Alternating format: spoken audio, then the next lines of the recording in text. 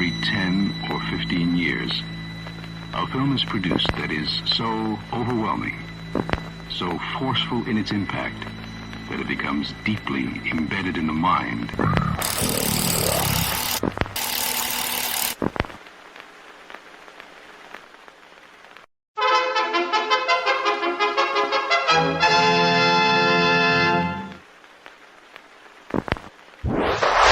Persons under 18 will not be admitted.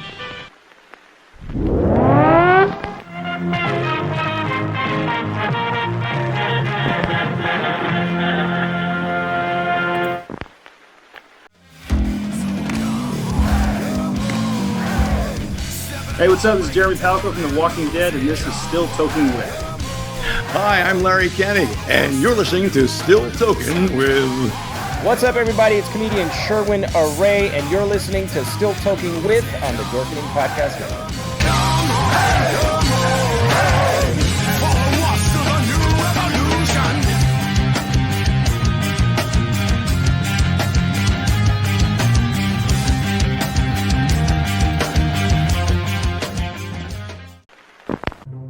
Everyone thinks because you're a zombie, you don't know good coffee.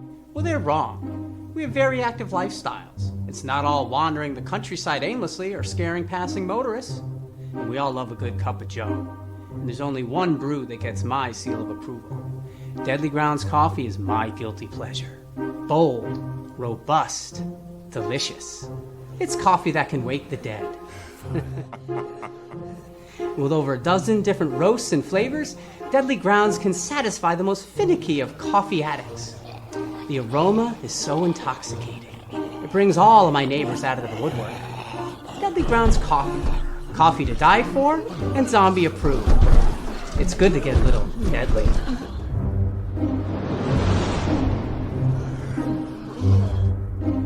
Use the front door!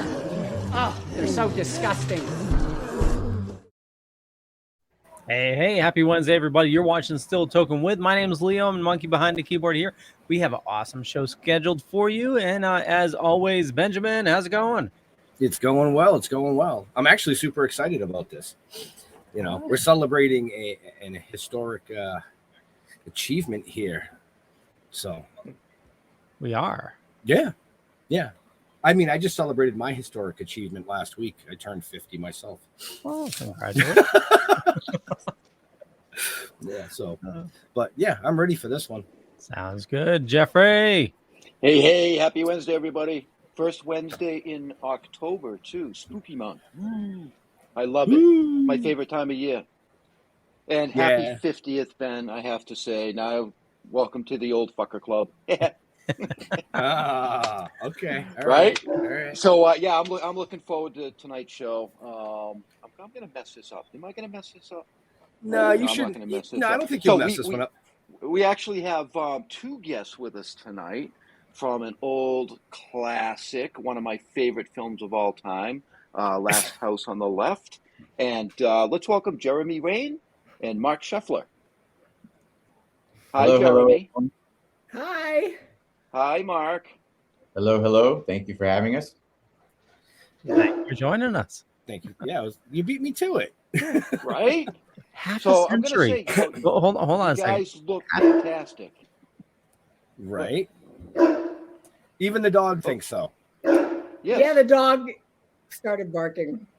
It's all that clean living that we never did. I did. What do you mean? All right. Okay, here we go. I'm cheap laugh. What could I say? It's just figured I open with a joke. You know, we get rolling along. Zoom. I'm just going to let the two of them go. Right? So, do you guys get to see each other very often, or? Never, except at autograph shows. Yeah, we do. Okay. We do conventions together and get, obviously there. But no, she lives in Idaho and I live in LA. Los Angeles. No, I live in I was thinking of where I was. I live in 3 different places over the course of a year, so we don't get a chance. I wish we could. Right. Idaho. Yeah. Who the fuck wants to go to Idaho? What's in Idaho? Oh my God, I should turn the camera around. It's so beautiful Besides here in the potatoes. mountains. Well, I love their potatoes. Right? I love the blue skies. I love the trees, the mountains. Just We have clean pure air. air. Yep. Yep. Except for the fires. But we had 2 weeks of fire this year. Wow. No. Okay. We could ski. I live in a ski town. Oh, all right. Yeah, I've never it's been beautiful. to Idaho. I should Well, probably you can visit come. it I have someday. room. You can stay here. The dog might eat you. He's very large.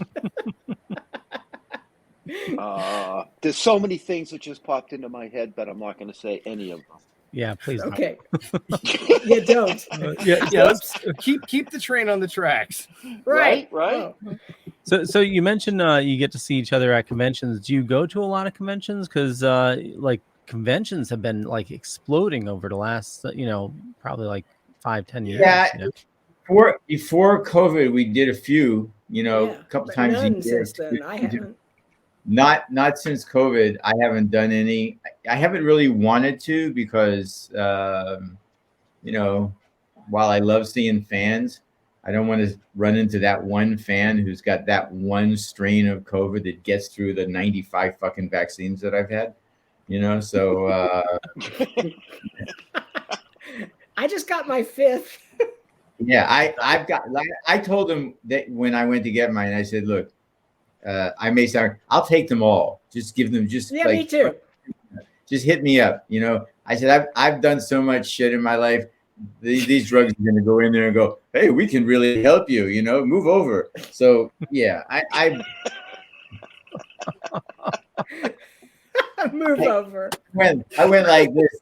I said, come on, man, just pincushion me. Just give me every fucking vaccine you have. Mark had the IV bag for about a week. Right. What do you got? Yeah, Mark, unfortunately. do you wear a mask at the grocery store? What's that?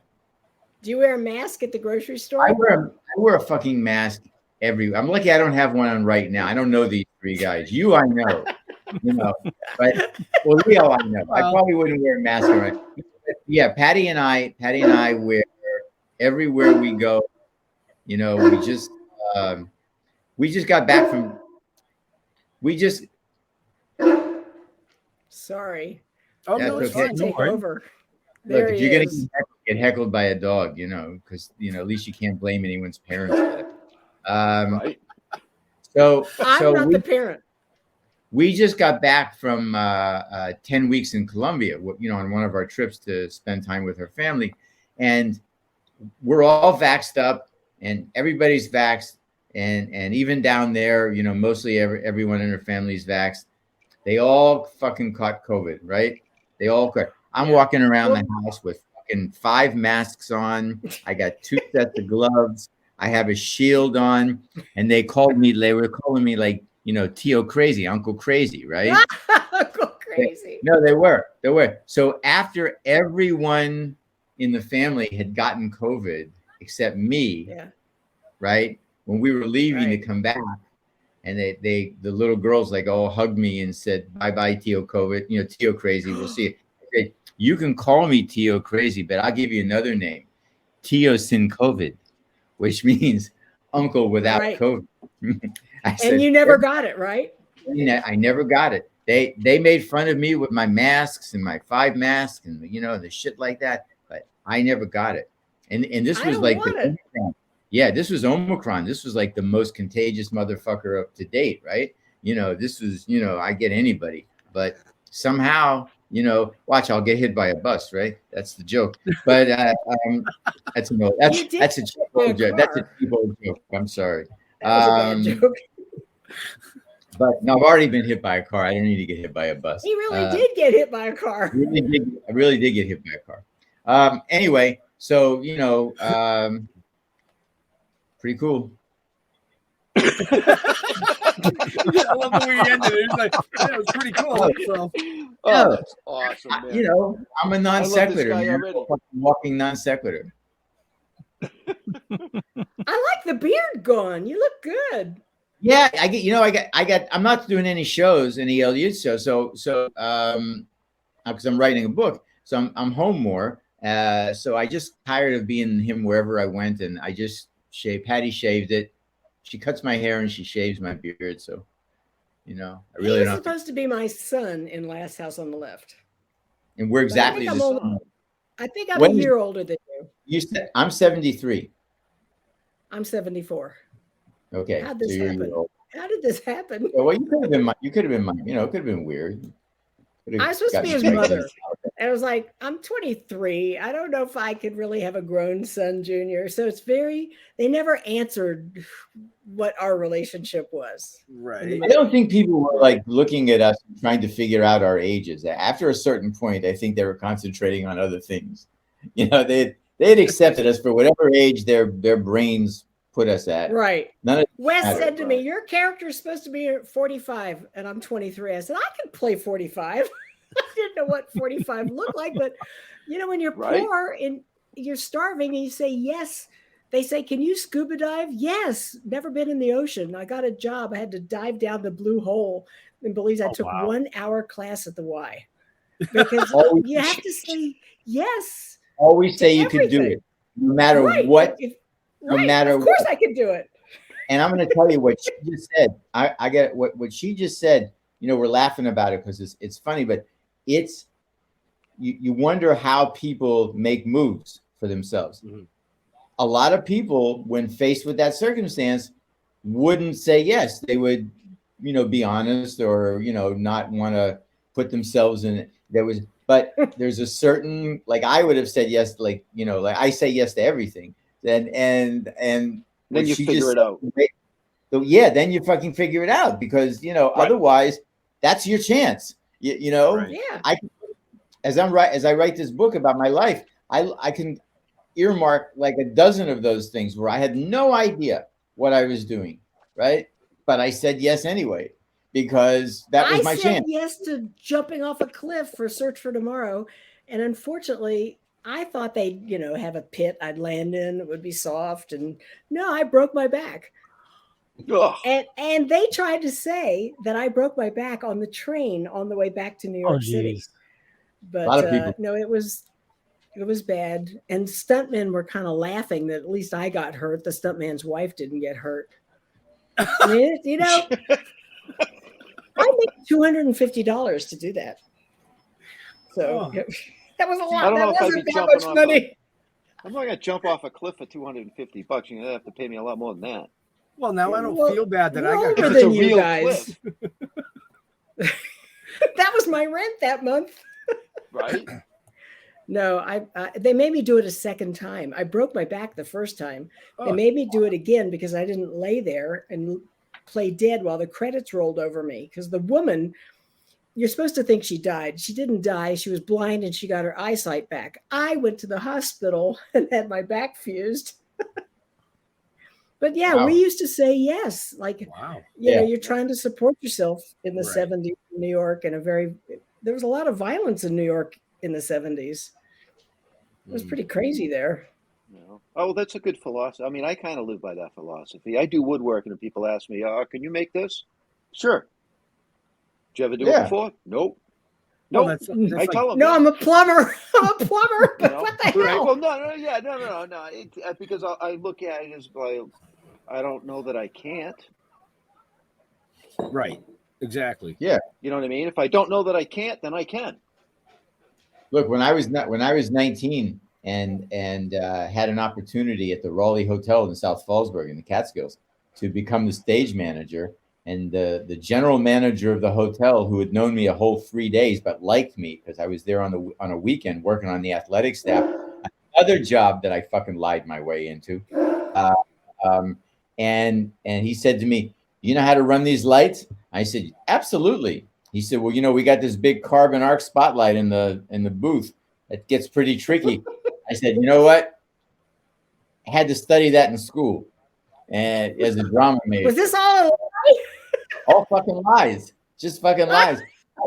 I went into the light booth, and a carbon arc spotlight. First of all, it looks like a fucking torpedo chute, right? It's like about 6 feet long, and the light obviously goes towards the stage. But the way it works, simply understand the way it works. it's got these two electrical rods, these disposable carbon shit rods, right? And they light, you touch them together and start a flame, and there's a mirror inside, and that mirror reflects this super, super hot white light flame. So what they didn't tell me was, without laughing, that in the middle of the show, these rods burn down, and you got to change them and put new ones in. So sure. And but you knew what you were doing. Right. Yeah, right. And I actually spent like 2 days before the shows started, that, you know, the week of the shows, up in that booth figuring that shit out, you know, just making sure that I spent like 2 days just opening those things, practicing, getting it, figuring, because I didn't want it to, you know, to fuck up on the show. If I was going to fuck up, I wanted to fuck up right then and there. Burn the stage down. Oh, I'm telling you, it was a hell of a light show. Yeah. Jeramie, it was like, what? And you have to put the rods in, and then turn the electricity on, and then touch the two rods together, the tips of the rods, so that like electricity. Yeah, I don't either, right? So that that the arc like torture. Yeah, but I did it, right? And I became like a macher there. I became like the real. And they stage probably manager. paid you like $20. We didn't get paid well back then. I'll tell you, Jeramie. I'll tell you a story. What? Do you know Bob Morton, who used to executive produce Letterman show? You know Morty? Mm-mm. Okay, all right. So anyway, guys, Bob Morton, the guy used to produce David Letterman's show. So he's a friend. So one day he said to me, he said, you know, you're a legend up at the Raleigh. And I said, what do you mean? And I said, how do you know? And he said, well, I got your room after you left. And I said, you got my room? How do you know it was my room? He said, because I have the picture that Don Rickles signed to you. And I said, oh shit. He said, you forgot it. And I have it. Or I had it. I don't know if you still have it. Yeah. So apparently Rickles, when he performed, I'd watch all these comedians because, you know, it was completely and utterly enraptured at the fact that, wow, right. I'm now seeing comedians every day of my fucking life. And so Rickles signed something to me, and I guess I forgot it. But yeah, I got a chance, but I got that job completely. I got the athletic job on the athletic staff by lying and saying that I played on the LSU baseball team, that I was the second-streak second baseman. Wait a minute. You really are a liar. Wait. There's a kernel of truth in that. I was the second-string second baseman on my high school baseball team. I just got them confused, right? So then I heard about the job as a stage manager, and I wanted that job. So I cornered the general manager of the hotel. And I told him I can do that job. I'm a drama major. That was true. I was a drama major. If you count drama, trying to, you know, the arguments I had getting money out of my mother, obviously drama. Right. So, no, but I was a drama major. And, you know, I got the job. And that job led to another job that took me to New York. I mean, it's a chain. It's just a fucking chain of shit that happened. That's what I'm writing about. I'm writing a fictionalized version of this. It's just all a fucking chain. Wow. And at every turn, like Jeramie said, you just gotta, if this is what you really want to do, you can't let a simple thing like truth stand in your way. You know? So you've basically bullshitted your way through life. That's why, you know something? That is why the title of my book is Dumb Fucking Luck. But you have to. I mean, that's right. If you told the truth, we'd never have gotten hired for anything. No, of course not. I was a PA. I didn't know how to. They asked me to be a PA at NBC. I didn't know what that even stood for. And I was pecking on the typewriter, and my boss said to me, Jeramie, if somebody walks by, act like you drop the pencil and search for the pencil on the floor, but do not let them see you pecking at the typewriter. So I took a class at the Y and learned how to type. And I actually loved being a PA Right. in New York. It was fun. The moral to that story, folks, is she went to the Y twice and learned how to do things. Okay. Once to scuba dive. Right? And that's right. Once to scuba dive and once how to type. And So the I'm Y not is very a- good at either. The You Y guys- is a great place to go learn how to get the job or do the job that you just said that you're good at. If you're a pedophile. Oh my God. Why? You fucking kidding me? Well, I worked Hotel as a Zero? caregiver the last 10 years. And when I was told that I had to change this really nice, educated, very successful man's depends, I didn't want to do it. It's like, no, I can't. And that was one of the hardest things I ever did in my life. I had to really have a long talk with myself. It's good to do things that are hard to do because then your brain will expand. It's good for us to do new things. And that was one of the scariest things I ever did in my whole life. And I found out that he was just happy that I took care of him.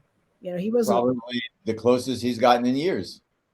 No, but you know, he wasn't even thinking like that. It was just, yeah, right. Okay, so Mark derailed the train, not Jeff. Wait, Right?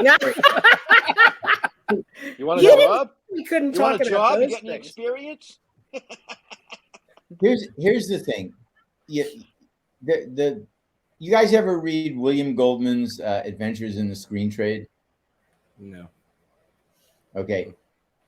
If you're interested in movies, I suggest two books for you, right? Adventures in the Screen Trade and another book by Neil Gabler called Empire of Their Own. Just read those two books and you'll get a real handle on it, the entertainment business and the movie business. So I get asked a lot, how do you break in? How do you get started? How does somebody do that? And I have kind of I'm sorry, it's a little long-winded answer, and that is that if you know anything about golf, any of you guys play golf? I did. And then I couldn't Okay. see the point. You ever watch golf? You ever like watch the tournaments? Okay, so as many golfers as there are on the PGA Tour, that's how many different golf swings there are. They're all different. They're all different swings. Their mechanics they're all different. The only thing they have in common is that when they go to hit at the moment of impact, they're all in the same place. How they got there, where they go afterwards, that's where the changes are. That's where the difference is. But when it counts, they're all squared to the ball, right? Their club heads are squared to the ball. So breaking in the show business is like hitting a golf ball. How you get there, what you need to do to get there doesn't fucking matter. And everybody's got a different story because everybody does it differently. And afterwards, also everybody doesn't do. The only thing everybody has in common is at that moment when you got to, show your shit, the people who succeed show their shit. So that, yeah, that's the way. So the way I became a writer, an actual professional writer, member of the Writers Guild, professional writer. Yep. 100% didn't start out that way. Okay. Last House on the Left came out, and for about 3 to 4 weeks, I got a chance, as Jeramie did, to taste what, like a movie star thing is like, on a small scale, right? Mm-hmm. But right.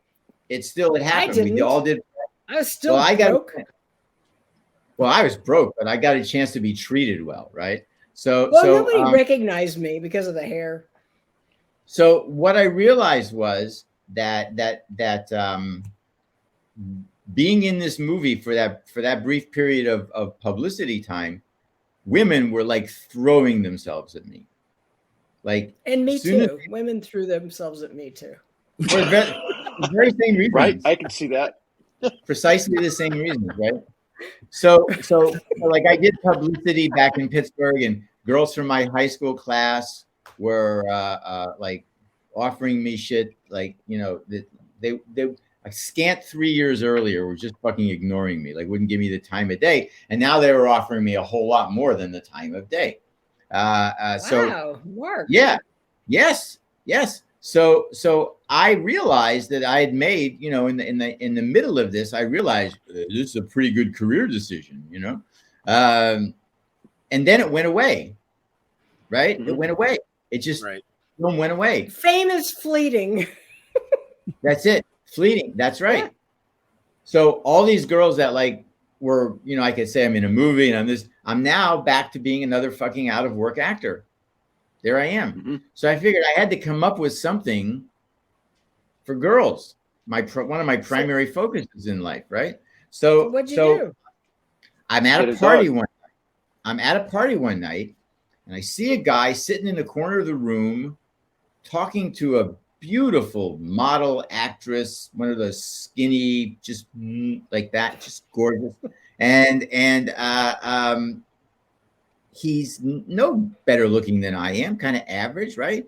And I kind of went close, and I hear the guy, and he's saying, yeah, so I was talking to my agent in Los Angeles, and I'm going to deliver the first act. There's some plot points in the second act I'm not sure of, but I'll get it in on time. And then I got another deal over at Fox, and I'll be fine. And this girl is like, whoa, she's like fucking hip, like Svengali. She's hypnotized. They end up leaving together. So I say to myself, hey, I could do that. 100%, I could tell girls I'm a writer. So I go out and I buy a bunch of books, Sid Field and some Lajos Egri and a bunch of books on screenwriting and TV writing. And I work up like a rap, like I work up like, like I pretend I'm really writing something. And I do it a few times and it works, and I keep building on it. And finally I get it down where it's like fucking flawless. If this girl has any interest in me whatsoever, this is fucking flawless. So one day I was at an audition at Lee Lacey's office, Lee Lacey, who was a commercial director in Los Angeles. I mean, in LA too, but in New York, who I had done a couple of commercials with. So he knew me, and I'm in this waiting room and a bunch of beautiful girls there. And I kind of zeroed in on one, and I'm doing my thing, right? And I'm talking about, I'm into my first draft, and now I'm like, because I've been doing it so much, I'm further along in the project, right? So I give myself credit for work. It's not the same thing all the time. So now, like, I'm getting ready to finish the first draft, and I get a tap on my shoulder, and it's Lee Lacey. Lee Lacey's the guy who directed the Mean Joe Green Coke commercial. That's who he is. Yep. Yeah. So he said to me, hey, I heard what you were saying. I want to read that. I have an agent in Los Angeles at William Morris. I love you, man. Come on, let's do something. So I take him aside and I say, look, Lee, I got to be really honest with you, man. I said, I'm not writing anything. He said, what? I'm just picking chicks up. I just do it for chicks. I just do it for girls. And he said to me, is it working? I said, oh, yeah, all the fucking time. Like, it's flawless. And he said, you know something? Then you're using this for the wrong thing. I said, using what? He said, Mark, if you can get women to take their pants off because of some things you're saying about something you're writing, don't you think you'd be much better off to like actually write it? And I looked at him, and I'm 22 years old. I said, yeah, gee, I never really thought of it that way, So he said to me, start thinking of it that way and get back to me when you're finished. So I don't know how long it took me, 6 months, 7 months to write it. I wrote it, gave it to him. And about a month later, he called me up and he said, you're moving to Los Angeles. I said, what? He said, yeah, my agent, Stan Kamen, gave it to Jerry Katzman and Arthur Axelman, the two guys who run the TV department, and they just sold it to NBC. So, you're moving if you want to go. I said, what the very motherfucking fuck? What Jesus. And so there you go, man. That's just like, that's how I became. Since. What's that? You've had women ever since. Well, yeah, but yes, I have. You got married. Yeah. I got, So, see that, like, remember what I told you at the beginning of that? How I became a writer is absolutely nowhere connected to how it started out. And you were just trying to get laid, actually. I'm still, still trying.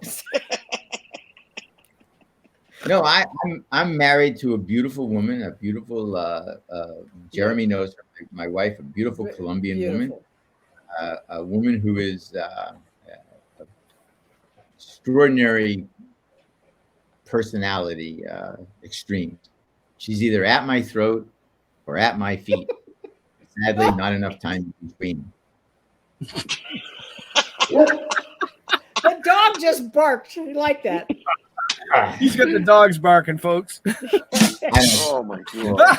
Leo found the button. Yeah, I work hard. Thank you, Leo. Oh my goodness! I bet a lot of men become singers, actors, trying to impress a girl, right? Or director. Yeah, I mean, I never made any bones about it, Yeah, you're honest. You tell it like it is. That was that's not why women go into it. We don't go into it. We played with wood. Yeah, we were. Right. I worked in a carpenter shop. Yeah. In New York City. I left college. I had 3 life goals firmly cemented in place. I wanted to smoke as much weed as possible. I wanted to sleep with many different women as possible.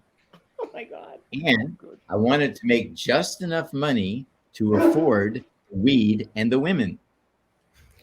Now Last I'm House 70. on the Left was your real life. Except Yes, for the killing. I look back my life now at 73, and boys, I have greatly exceeded my own expectations. And that's how it should be. That's correct. That's how it should be. Well, we're just listening through. All right, Jeff. I know you must have a question. Somebody asked. Well, yeah. I mean, 50 years has gone by.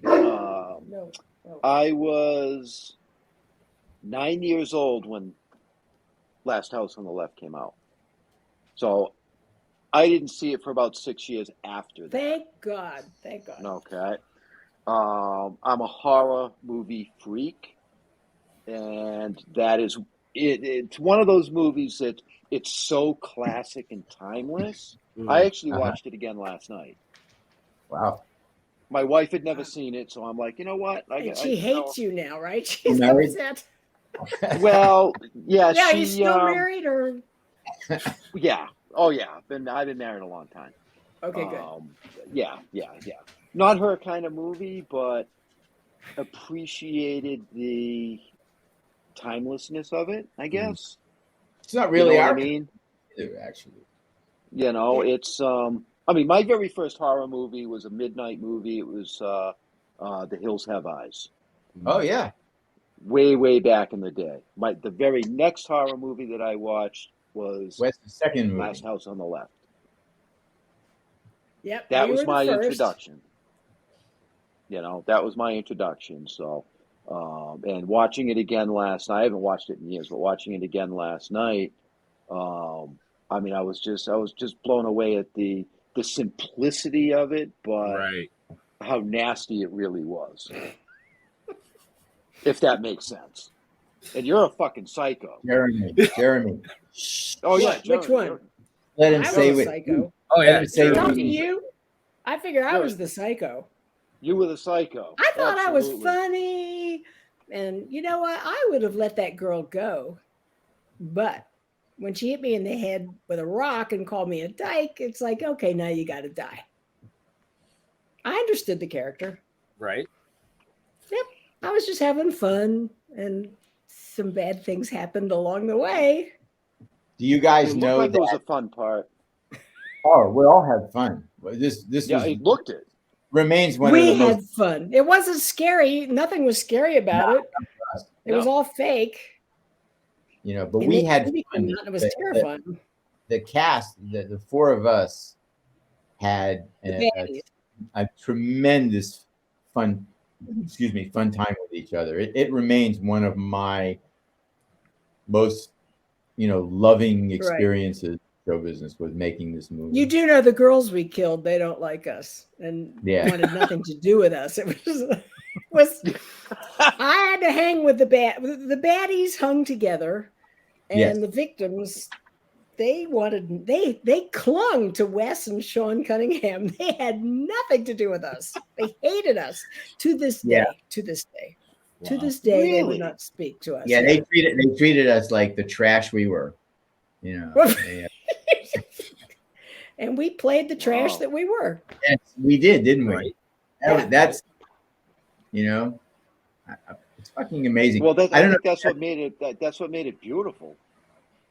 Right, well, you're right. I mean, honestly, I don't know if you guys heard, but in late August, Last House was one of 6 films in an exhibition at the Museum of Modern Art in New York. And so cool. Yeah, it's gone from, of course, you guys know where we started with it, to that place where we were in an exhibition shown at the Museum of Modern Art as part of a modern art exhibition. And it was the premise of the work was 6 films that have a visceral effect on the human body. They were 6 films from all over the world. After I ripped her guts out, Bird film. I mean, the company that we were keeping was like fucking amazing. That's what blew me away. The company we were keeping.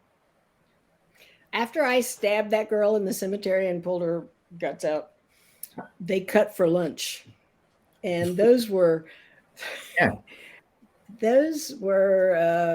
condoms filled with mud and slime and tied together, the intestines, and they cut for lunch, and they were serving hot dogs and sausages. Oh, geez.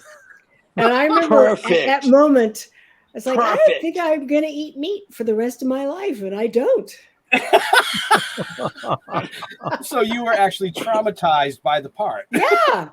Well, the food looked like what I pulled out of her. I made a real, people don't really tell people where their food comes from. Right. I got to kind of. They weren't budgeting correctly. They should have just used the sausages and then cooked them up. Right. Why take the condoms and fill them with mud? Think of all the condoms they wasted that Marc could have used. Marc needed those. Actually, I had a girlfriend. You had a girlfriend then? We were making Last House. I was at the end of a relationship, although I didn't know it, with a girl I've been living with for about a year. And then right after Last House, that relationship ended, and then I moved in with Hess in this place on 85th Street. Oh, boy. Yeah. That's when Hess and I spent like a couple of years together, living together, and we terrorized people. It was terrible. And the nicest guy in the world is David. We're the only two people. We're the only 2 people in New York City ever to get thrown out of an Irish bar for being drunk and disorderly.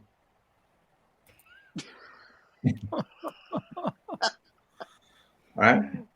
Imagine how drunk and disorderly he had to be for a guy. David has got recognized everywhere. Yeah, drunk and disorderly. Get out of here. You sound like the kind of guy that would have been a ball to hang out with for years. And getting into some trouble. That's what I keep telling you. I keep telling people that my entire life has been dedicated towards having fun. And are you a hedonist? I guess you are. No, because I don't like to get naked with a lot of people, but and I think to be a true hedonist, you have to be able to do that. A few are okay, but not tons of people. But no, I've really not an orgy guy then. No. Yeah, not more than one. But I have a friend who used to Was that a I have a place? friend. Oh, my Wait, God. I have a friend who used to run a swing house in Topanga Canyon back, Oh my God, I'm- you're kidding. yeah. And he knew that gourmet cooking was like a hobby of mine. So he came to me and said, "Hey, what if you do me a favor?" I said, "What?" He said, "I don't want to have this catered because, word gets out. But if I get a friend who knows how to cook to come over, he said, don't worry, I'll take care of you. I'll get one of them to take care of you." I said, no, it's okay. Think of me just as a cook writer. I'll just take some notes in my head. So I ended up doing it's like Saturday night for a while, going and picking up shit and coming over and cooking some very fancy, quick meals for people. Wow. From McDonald's. Well, no, while Sodom and Gomorrah. No, I actually do the cooking. While Sodom and Gomorrah is happening around me. And Wow, Mark, I had no idea how kinky. I You didn't really know are. this. I didn't know. I'm not necessarily. I don't have that on my notes. No, No, me neither. I think I missed a lot. You can't. I'm kinky in the context of that you would say a psychiatrist is crazy because he knows about crazy, right? I know about this stuff. I'm not necessarily an active participant. I dabbled maybe once or twice just for notes. And For notes for a movie or something. For Right? notes. For writing, You you were writing. For my research. Yeah, you were. I had to research the job I was just going to get. I'm about getting it right. Okay, accuracy. So I took my further pen, in that, but that was fun, interesting. I have no context. Wow. It's just fucking Is non-sequitur. that going to be all in In your the name book? of science. Jen, you're right. Fair enough. I have just totally lost all my questions that I had. I Oh, have come no on. We idea. haven't even talked Didn't about written the down. movie. I did. Wow. Yeah, So- I Mark, did do you too. see a psychiatrist now? No, what for? You probably What should. I'm 73 years old. What do I care? Right, too late why? now, right? It's too late now. I'm harmless. I don't cause anybody to grief.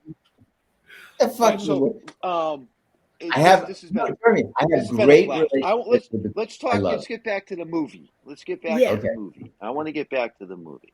Do you? Yeah, I do. I was because waiting to just- see how long it would take you. Huh? I was didn't gonna want see to how long- interrupt. No, I've been enjoying the stories. I mean, Oh, Jeramie's my probably God. traumatized even more now, but Totally. I don't know what I I can't am believe now. I was in the same movie with this guy. she's going to see the phone ring and it's going to be Mark. And she's like, yeah, no, I don't think I'll answer that one If I've done today. anything to try to be amusing, I'm sorry. I apologize if I've done No, you're anything. I'm awesome, still dude. learning I'm about loving it. polyamorous and all these new terms. Oh, yeah. Oh my Okay, God. Jeff, bring it back. Oh my God. All right. So, now Wes Craven, was this one of his first films that he did? His first. It was his first, Yeah. right? Yes. Now, how And- lucky is that to get involved with with a guy like Wes Craven? Well, You didn't know at the time, obviously. I thought he was a good-looking hippie. yeah. Kind of long Good-looking blonde hair hippie. and a hippie, and Yep. Okay. he didn't All seem right. to know too much about filmmaking. No, And the that- script was impossible. The Well- script said that I cut her tits off and ate them. And I said, I can't do that. My parents will never let me come home to West Virginia. And he said, we'll probably take that out of the movie, which they did. Really? Thank God. Okay. Yeah. Well, yeah, that would have changed the movie for a lot of people, I think. I almost turned down, I was turning down the part if I had to do that. You know what I mean? There, you have to draw a line somewhere. Right. Right. I mean, shortly after that, they pushed it to a next level with "I Spit on Your Grave." Oh, I like that woman. I met her. I You know, really like her. Well, all those movies are great. Even the remakes Yeah. are great. But what was your favorite part or favorite scene in the filming of that movie? My favorite scene is when Fred, who wrote this scene, the dental scene, where he was having a nightmare and they tell him to open his mouth and they take that and I thought that was brilliant. Yeah, Freddie is I the don't know. unsung. I want to Right. go on saying that Fred Lincoln is the unsung hero of Last House on the Left. Yeah. He wrote had a lot of it. He had a lot to do. And David did all the music. Mhm. And we really miss them because both Mark and I stayed best friends with them their whole lives to the very end. Right. The four of us stayed friends like throughout the Yeah. years. We were That's amazing. always in touch, and laughing at They the were end. bigger than life. Bigger than life. Oh, right? Did you ever consider the four of you trying to do a movie of your own? We used to think about sequels all the time. Like we were living in a nursing home. Yeah, we got out of jail or whatever it was, or you got undead. We weren't dead. And we're in a nursing home, running a nursing home, but then things kind of get, messed up. Okay, so you did talk about like First House on the Right. You know what I mean? Right. First House on the Right. There you are. We're not supposed to talk about Last House on the Circle. Right. Right. House in the middle of the circle. House in the middle of the circle. There you go. So, wow. So another question for the two of you. Are you still into watching horror movies? And if so, what genre and what is your favorite? She's a big no. I am terrified of horror films. Jamie Lee Curtis lives in my town, and we're friends. And I'd watch her, but I watch Carrie. I've seen Carrie. I'm scared of horror films. Psycho made me not want to take shit. I know, but they leave you with long-lasting damage. Quentin Tarantino said that we really damaged him. He was only 12. His grandmother took him to the drive-in movie and left with the car. He was there alone, standing there at a drive-in, watching Last House on the Left. That's not good. The only horror film that really scared him was ours. Really? Okay. That's what he said. Okay. I just met a woman because I wanted to get the markers that could sign. People send me pictures all the time, and now they're glossy, and I don't know how to sign them. And the woman said to me, "Can I ask why you're signing these?" And I said, "Last House on the Left." And she goes, "I go to sleep every night watching horror films, or I can't sleep." There are people that love, and I found out our fans are the nicest people in the world. The horror community is, way to go, Jed. Awesome. The horror community is awesome. They're the nicest people. I have made lifelong friends, met them at these conventions. And I met a family in Oklahoma. They named their daughter Sadie, and they brought her to meet me. Do you remember that, Mark, when we were in Dallas? It's like, oh, this poor child, she's named after my character that was a really bad woman. Right? Wow. But what the hell? I had to shut off one horror movie. One. Which one? Sleepaway Camp. I love that guy. I had so much fun with him. We were friends for a short time. I can't even think of his name. I had to block it. Yep. No, there was just that one scene. The scene where they dropped the beehive into the bathroom stall. I never saw the movie. Oh, you never saw it? Well, yeah, you don't watch horror movies, yeah. I'm scared. Had to shut it off. Yeah. I can't watch Candyman, and I love that guy. He saved me in Canada when I forgot my credit card. He's one of the nicest people in the world. Oh, wow. What about like Psycho Thriller? Tony Todd, yeah. Tony Todd is a great guy. What about like Psycho Thrillers? Like Insidious and stuff like that? No. She's like, don't like to be scared at all. Nope. Listen, I just watched Blonde, the Marilyn Monroe thing on Netflix. That was the darkest thing ever. Did anybody see that? I haven't seen that. No, I have to watch that one. It's really, really, really dark. Right. So what about you, Mark? Do you watch horror movies? My wife is a huge horror movie fan, right? I like modern horror movies. Okay. I watch them with her. I'm kind of blasé about them, especially the supernatural ones, because the moment the film demands that I suspend disbelief, I get detached from having any other than if it's, you know, a pretty picture or it's got great cinematography or there's something, you know, some elements about it that supersede my own kind of ridiculous cynicism, you know. So I watch them with my wife, and some of them I don't get scared, you know. I don't. Right. Okay. Some other thing that when when you make movies, you don't just see the frame. You kind of see everybody standing around the frame. You kind of see what it looks like, and it's a hard image to, you know, it's a hard image to break away from, to make go away. It happens to me all the time.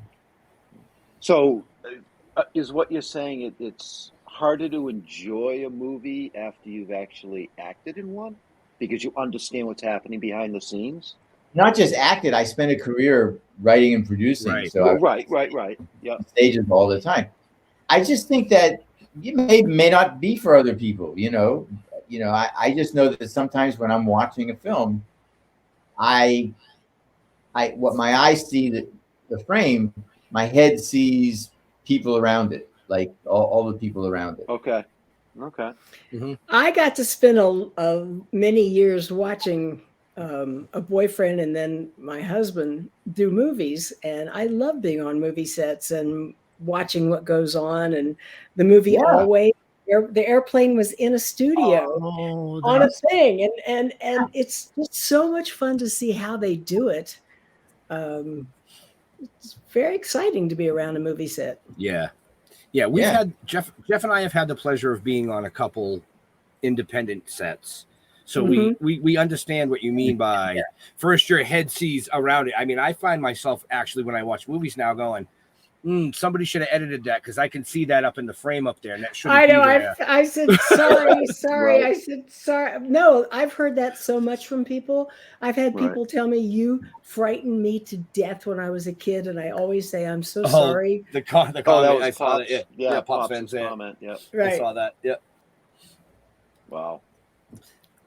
Jeramie, did you ever have any ideas we were doing this, like how people would view Hess?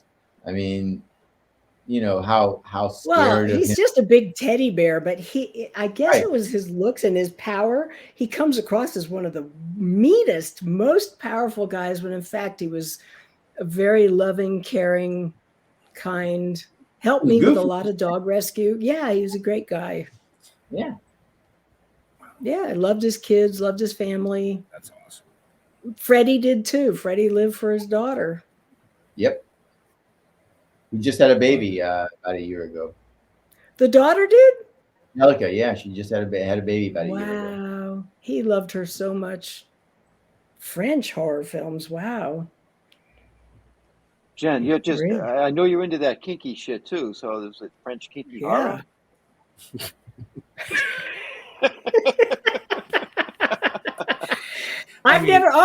There's Korean horror films. Oh boy. Great. But the foreign horror, I'm not a big fan of. I don't know why. You don't want to read the things. You don't want to read it. No. Subtitles? Oh no, I don't do subtitles. Yeah, that lets you out. He's not even reading the show notes anymore. Wow, Jen. I like Jen. She loves horror. And Jen's a little ball of fire. She is a ball I could tell. Yep, she definitely is. She's such a sweetheart too. But you guys have both done a ton of stuff. I mean, we didn't really talk about the film a lot tonight. It was good watching you reminisce, which was awesome for us. We got some inside stories that probably haven't been told before. But you both have had amazing careers. I don't know. Not as an actress, I didn't. You were on General Hospital. That's true. I got to kiss Rick Springsteen. Right. And the doctors, and you started in roles off Broadway and working for NBC and CBS. So you still have had a great career, even behind the scenes. A great life. You know, and Marc the same. Go ahead. I'm sorry. I think we're two people who look back and realize, at least I do, even more so lately, that I've been very lucky, and that I have had many, many more blessings than curses. And I mean, many, many more, and it continues to happen. Right. So looking back 50 years ago when the two of you were filming this, did you ever think in a million years that you would still be talking about this 50 years later? No. We My saw parents refused to talk to me for 2 years after the movie came out. Is that good They or went bad, to though? see it. No, it was bad. You okay. love your family. Well, yeah, but sometimes the 2 year break's not too bad. There was a class screening, cast and crew screening of Last House shortly before the release over at Post House on the west side of Manhattan. And I remember standing outside of it at the end with David and Freddie and looking at them. And we all kind of said the same thing, different ways, that we were all very happy that we all met, right? Mm-hmm. And we knew, Jeramie included, that we were all going to be friends forever. That our friendship was not over. This was just the beginning of it, right? Because but nobody in their fucking right mind was ever going to come and see this. And no, I mean, asked me for their money back, and it was free. Yeah. I want my money back, and I said, "I'm taking the bus home. I don't have any money." They paid nothing for this. Then it's like I told you, weird shit happens. Then after being out, I think a couple of months and working in drive-ins, where a company by the name of Hallmark Releasing out of Boston, financed the movie, and they had drive-ins all around New England, and they put it in drive-ins, right? And then a strange quirk of fate, Roger Ebert, the #1 film critic in the country at the time, somehow gets a hold of a copy of it and writes a 3.5 out of 4-star review. And the very next day, Sean Cunningham got an order for over 8, I think somewhere between 800 and 1,000 prints. And I remember being in his office and watching him run around like a fucking lunatic on 10 different phones at the same time, trying to get 3 prints here, 12 prints here, this lab, that lab, because he suddenly had these orders that he never thought were imaginable. And because you don't know when a review like this is going to happen, right? Our pictures were everywhere. The posters we were everywhere. Every subway, Times Square, every movie theater. Wow. Yeah, it was wild. Kind of surreal. Well, it was, it was over the top for its time. Yeah. I think that, that really, it was a trendsetter too for a few years. Well, the doctors were very angry at me. That did not work well with daytime television. To be, stabbing people. And, that wasn't a good career move. There were so many pictures of like Hess, that classic shot of him holding the machete, right? Right. And all over town that like people would run from him, like just literally run, and they just run away, like see him and they'd run away from him. And he, as I if you recall, he and I were sharing an apartment at the time, living together. So I was his like little neurotic, funny Renfield, right? I was like with him all the time. And I would say, "Oh, master, they're scared of you. They don't like you. They think you're going to kill them, and which you might do anyway. And Hess goes, "You're not helping, but you're going to beat someone up. Is that correct? You're going to kill someone." He'd go fucking nuts. He'd just, go completely out of his fucking mind. That's great. Wow. He got typeset. Cast, don't you think? After that. Yep. Yeah, and sometimes he made wrong decisions too, and it was funny because I'm watching it, like I said, with my wife last night, and she's like, "Is that Sylvester Stallone?" It's similar. It's a similar look. It is a very back in those days, right? Yeah. But long before his time. Right. Not that long before. Well, yeah, maybe a decade. Maybe a decade. A decade. Before. Yeah, it was a decade. Yeah. He was a very loyal, like Jeramie said, loving father. Just we talked almost every day. I mean, just like almost every day we talked, and or he'd call and I'd listen, right? And Jim said back in the 1900s. Yeah. Hey, we're up there. Yeah, and actually it was the 2000s but that's different. He was just crazy. He was just fucking nuts. Just like came a point in time when I had to tell him, I can't play golf with you anymore, David. You're just too crazy. He'd throw his clubs, he'd hit a bad shot, he'd throw his clubs, he'd break a club, he just fucking. So called me up one day, he said, hey, I'm coming down to LA and let's play golf. And I said, I can't play golf with you. I love you like a brother. I'm not playing golf with you. No, I'm much better. I'm not. I've been seeing somebody and and talking, and I'm calmer and much better. I said, David, if you're lying to me, I'll fucking kill you. I'll take a golf club and I'll hit you. I'll hit you in your head with it. He said, no, I'm fine. I'm fine. So comes down from San Francisco, picks me up, and we go to a course called The Bell in Burbank, California. And they put us with two older women. And now they're on the tee, the red tee, and Hess is standing up by a ball with a club going. I start laughing because it's stupid. It's just what he's doing. It's like fucking stupid. And I said, what are you doing? You look stupid. You look like a fucking bull, like in a ring, like you're going to go kill a matador or something. And he said, no, I do this to calm down. I said, you don't look very calm. There's like steam coming out of your nose. And it's probably okay. So now the two ladies hit, and they hit straight balls, 150 yards. They're like, kissing each other. Two balls are like right in the middle of the fairway. He says, you want to hit? And I said, no, you go first.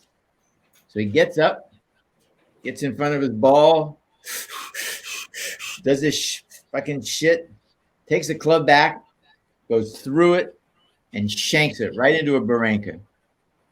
And I said, now's when you need to be calm. And he said, shut the fuck up, will you? Shut the fuck up or I'll throw a club at you. I said, I'm out of here, David. I'll see you later. And I left. I said, that's it. So we got about 5 minutes left because if the dog spoke. They're here to pick up she's here to pick up two dogs. I was like, oh, okay. The dog wants us to stay on. Okay, please don't send him over. Weighs 175 pounds. Oh, wow. Shit. Big dog. Yeah. Now, if you guys had the opportunity to do a remake of it 50 years later, would you? Yes. Yeah, sure. I can still do my hair like that. Hell yeah. Yeah. Yes. Yep. We want to do it. All right. It'd be funny if we were the same character, which means that my father would have to be like, I don't know, 90, 95. And then we're all the same age that we are now, and in the same roles, but just 4 generations older. Yeah, that's what I'm talking about. Yeah. I think it's a great idea. I never understood why they didn't do that. We'll call it They Never Left the House. Yeah. Yes, They Never Left the House. Ooh. That's a spooky title. Yeah. Right? Yeah, that'll be on Tubi in a year.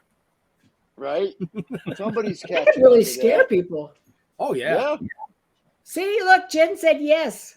She said yes. She knows. Well, somebody's got to call Wes. Say, hey, listen, we got to do this. Wes. A little difficult to do. I know. Right. That's another movie. That's another movie entirely. Right. Produced Wow, you by. know who would take that on? Is Rob Zombie would take that on. Yeah, you're right. We want to do it. Rob You're Zombie right. would take that movie He on. probably would. He probably would. From what I've been hearing I about, don't know if he'd do it justice, but well, What were according you to gonna what say, he did Liam? with Munsters, probably not. well, no. But I loved what he's doing with Tarantino other would do a stuff, great so. job on Oh, yeah. Fast Out. Mhm. Yeah, Quentin would do a good job. Yeah, Tarantino's got a warped mind. I like that. That could work very well. He would. It would be a little different, but it would be a great take on it. Right. I wish right. he'd hired me to just be a walk on the Hollywood movie he did, because I used to love live in that that house that Sharon I Tate was love murdered in. I could have been an advisor as to how it really looked. True. I Well, Was that wolves? spe- Are you talking about speaking of wolves that, at the door? no. No. Once Upon a Time in Hollywood. Right. Once Upon a Yeah. Time in Hollywood. Okay. speaking of that, you had a pretty scary experience with when you hitchhiked. Yeah, actually, it wasn't that scary. I thought they were great, Tex Watson and Charles Manson. Little did I know what they were going to do in about a month. Right. But no, I didn't know that they were bad. I thought they were interesting. They pulled out their guitars and played for me. And then when my boyfriend smoked pot and we got kicked out of the place I was in West Hollywood, Charles was driving down the street, picked me up, took me to their place. I spent the evening there. I did not sleep. My son is here, and he swears that I must have slept with Charles Manson. I did not. No. But we spent all night sticking our hand in the wall, pulling out these old letters that were really old and reading them. He wasn't a terrible person, and somehow, and he's also from West Virginia. We bonded over that. And then I, of course, went home to West Virginia. And then my great aunt called my grandfather and said, some really scary, scary people came banging on my door looking for your granddaughter, me. And it was Charles Manson. They came looking for me, and the murders happened a couple of days later. So I've always been very grateful that they didn't kill my great aunt. Right. Or me. Right. Yeah. And that then you're I not going played. yearly. I was You were a maybe- recruit. I killed Sharon Tate for a year in a play in New York about Charles Manson. And that's how I got Last House on the Left.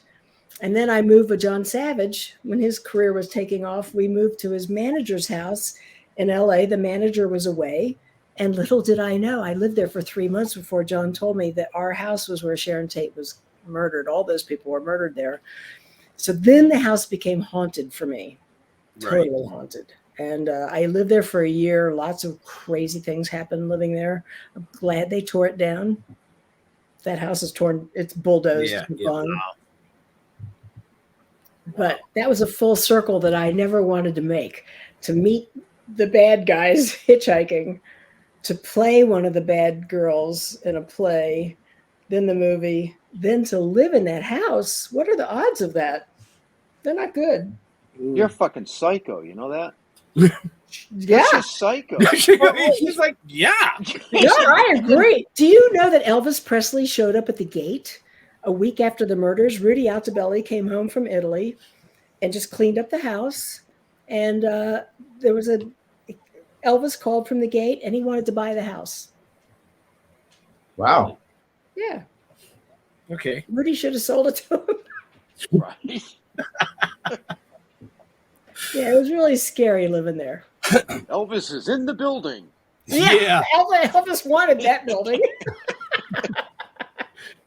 So, Leo, you know what we forgot to do tonight? Play the ad. No. I always forget to play the ad. Whatever. No, we forgot to mention where all these amazing people that are watching that aren't really chiming in, but there's a bunch of chiming in, where they can find out about our guests. Where is that, Ben? It's in the show notes. I know that. Yeah, Where are the show notes, Leo? Up above or down. Let's see. This is what they make me do.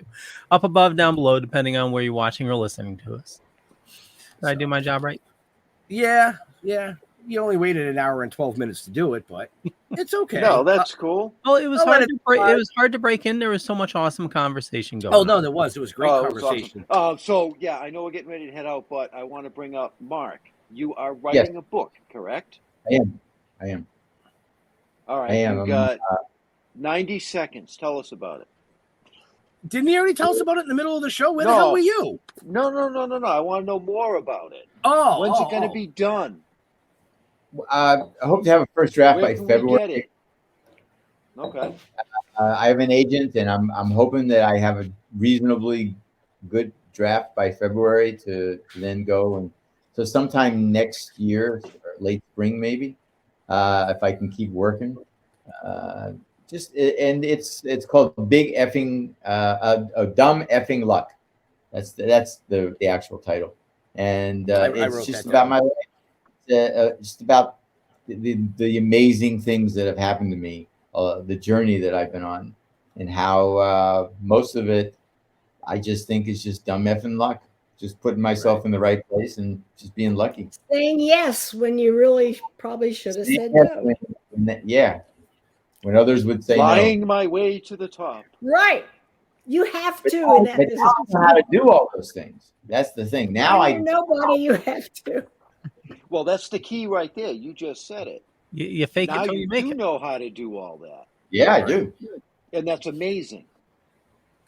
Yeah. I know. It's weird, isn't it? It's like actually no shit. It is. It's weird. Yep. So kudos to you. I give you a lot of credit for that one. I'm in a movie that has been getting a lot of heat at festivals called The Once and Future Smash. You guys should look it up. It's a comedy, and I play myself. So it's a movie about a movie that never existed, and since I was in Last House, they put me as a guy talking about a reality as if it was a reality, right? So I'm doing this thing about, I talked about Wes and Sean back in the day, and they were very excited about your movie, about Smash, and I read this whole fucking thing. One of my youngest son is watching me do this, and on the way home he turned to me and he said, "How do you just do that?" And I said, "What?" He said, "You just like bullshitted your way through that entire audition. That entire scene. You just bullshitted. You just ad-lib bullshit." And I said, "That's how I raised, man. That's what paid for your shit when you were a kid. The fact that I'd go to studios and do that. It's just, I don't know. It's the thing." So he's good. That's good at it. If you really believe in yourself and this is what you want to do, you got to do shit like that. Yep. Absolutely. Yep. No, I agree. And absolutely. Jeramie, your daughter just wrote a book as well, Meme Wars. I'm putting a link in the chat right now. I'm so proud of her. Amazon picked it as their nonfiction pick of the month. That's awesome. Very cool. Yeah, I'm very proud of her. I'm proud of all three of my kids. They're all amazing. You have great kids. That's I don't know the show notes, right? I told my show children notes, to never Leo? see Last House on the Left, and then I found out they'd all seen it. So there you are. Yeah. Okay. And they're still okay. Well, that's good. Did they see the abductors? I hope not. I'm really afraid. I just found something. Look what I just found in this library. So I don't know where that came from, but there's a book about it. So maybe they have. Ben. Okay. He's hiding. Because I know you were surprised when you were doing that part too. Well, nobody told me that. I mean, I knew I was going to get kidnapped. They asked me if I could be a cheerleader. I told them I was a gymnast growing up, so they said, "Fine, that's a cheerleader." So next thing I know, we're being ripped out of a car violently, and then made to strip and walk naked, and I did not want to do that. But they didn't take no for an answer. We were in New Jersey somewhere. I wanted a ride home. It was embarrassing, but I loved the scene where I found out that I'm probably a sadist. I had to wait all night to do the scene with the whip. So I was putting more and more red lipstick on and practicing with the whip. And the poor old man that I was supposed to hit got so afraid that I'd kill him that they made it so that when they shot the scene, I had to just hit the bed. I wasn't allowed to actually. All that practice for nothing. All that practice and all that lipstick, getting into character. Wow. Okay. Fun. Well, It's yeah, always fun to be the bad person. Well, I Right. read about that, and that's one of the things that I always look at is that's kind of need to know information. If you want me to do something and you want me to Yeah, do this, tell me that's that great. there's a But nude scene. I didn't know that's that. need to know information. Yeah, but when you move to New York with nothing and you are trying to survive and you're saying yes to things, you get yourself into some situations. True. Lesson There's a learned right story there. I would love to tell, but I'm afraid to. But I did audition for Young Frankenstein. I did fly to California and stay at the Beverly Hills Hotel and met Mel Brooks. And someday I will tell my Mel Brooks story. Oh, you're going to this very soon. When you're ready to tell that story, you send me an email and we'll book I mean, you on it's another really show. funny now. I look at it as it's funny. I really want to hear the story. So it wasn't funny then. Oh, but it's hard. It's hard being. I found out that I knew some actresses that were very famous who also had a very, just because you become successful doesn't mean that it gets any easier for women in the industry. Right. And if women really told what went on, nobody believed them. Sounds like a book to me. Yeah, it sounds like your own book right there. Yeah. Well, my daughter's publisher wants her to write 2 books, and she pitched one and they said yes. And then he said, "What's the other?" And she goes, "The other one is Born Dead. It's about my mother. She was born dead. They tied my mother's knees together. And by the time I got out, they said, oops, it didn't make it." And it did. It's me. She wants to write the story of my life from her point of view.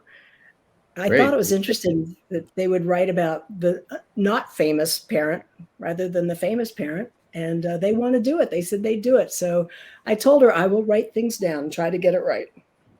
But I've had a blessed life. I think you're both famous in your own respects. Yeah, in different ways. But I mean, in all seriousness. At least in their minds. Yeah. Yeah. So not in mine. On that note, I know, Leo, you got another show kicking off at 9 tonight. I do. So do your thing. Yep. I want to thank everybody for watching this fine evening. Definitely check the show notes up above or down below, depending on where you're watching or listening to us, to learn more about our awesome guests. And we will start with Jeramie. Where do you like people interacting with you on social media? I love Twitter, but I'm scared now if Elon Musk is buying it. I'm not sure what's going to happen to Twitter. But I am Jeramie Rain at Jeramie Dreyfuss, or it might be the other way around on Twitter. Okay. It's in the show notes, folks. Great. Cool. Mark, same question. Where do you like people interacting with you? Let me see. Facebook. I'm on Facebook, and I am on Twitter at M5Marc. Instagram, Marc_Sheffler. And nowhere else. Any other place I like people to interact with me, it's exclusively my wife, and that's it. Wow, you've really changed, Mark. You've changed. My God, it takes a second to get these jokes. He grew up. He finally grew up. He grew up. I had 5 different ways to do that joke, and I chose that one. It takes a second to get these. And I'm patient. I am. Oh my God. I want to thank you guys. This has been an absolute pleasure. And as far as us, just go to stilltoking.com, Toking with the Dead on Facebook. You can rewatch this if you're just catching up, or watch any of our previous shows. And I'm blown away. This is a great show. I had a lot of fun. Thank you, guys. Yeah, we had a blast for sure. Leo. Yes, sir. When I said to do your thing, you forgot to do your thing. Because I'm off a week, It's okay. Catch up, buddy. Catch up. Well, you can Google me. Just Google Leo Pond. You find a bunch of stuff. But I run the Dorkening Podcast Network. We got about 40 shows on the network. ton of awesome people doing a ton of awesome stuff. Head on over to thedorkening.com, but you can find all the latest episodes there. And there we go. Benjamin. I am going to say something. Leo, go back to your screen real quick. Yeah. I like the way you changed everything over there by, you know, it was all Star Wars, but now I see all the vintage games. Oh, yeah. All the vintage games stacked up.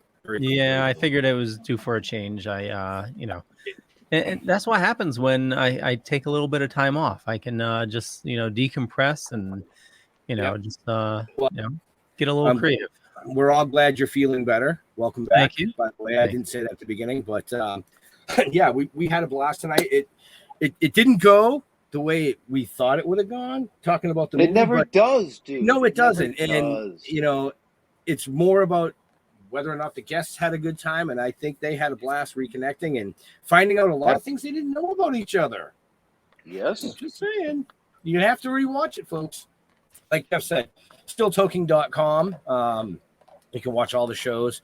We want to thank Jeramie and Marc for coming out and celebrating the 50th anniversary of Last House on the Left. If you haven't seen it, shame on you. Just shame on you, man. That's all I'm going to say. Shame on you. Go watch it. Let your kids watch it. It's a great movie. No. No. Don't let your kids watch it. It's now officially art. That's right. Yeah. It's officially keep repeating it's art. Only a movie. It's a classic art. You have to watch it. But to all our veterans and first responders, we want to thank you for doing what you do so people like us can do what we do. Stay safe. We'll see you next week. We're out of here. Bye. Bye.